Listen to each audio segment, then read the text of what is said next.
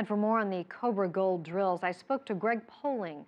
He's a Southeast Asia analyst at the Center for Strategic and International Studies in Washington, D.C. And for this year's Cobra Gold, China's military had participated in some drills for the very first time. I asked Greg if this could signify a positive shift in relations with other nations in the region. Well, it's unclear so far exactly what was different about this year. All the reporting suggests that the same 7 countries that took part in the live fire drills, real military exercises, were the same this year as last year, and China was not one of those. China did participate in some humanitarian, civic engineering, and medical training exercises last year, and that seems to be what they did again this year, which is a good sign, but I'm not sure how novel it is. Tell us what exactly the real purpose of the annual military exercise is.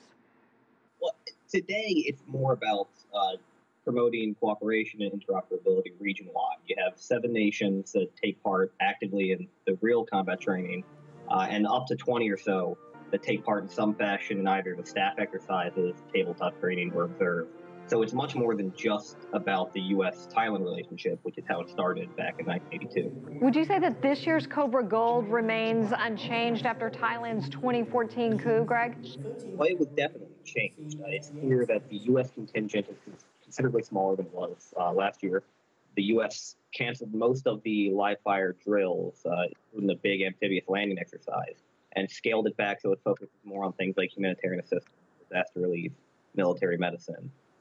It's a very important exercise, so the U.S. did not want to cut ties here, but it did want to send a very strong message that it still disapproves of the military regime in Bangkok. Would it be reasonable to say that the U.S.-Thai ties are still pretty solid? I think they're solid over the long term, and the reason that the U.S. did not follow, I think, some calls in Washington and elsewhere to cancel the exercise is because they see this coup as a bump in the road, and looking ahead to a long-term relationship, this is a major ally, and they're not going to burn that bridge.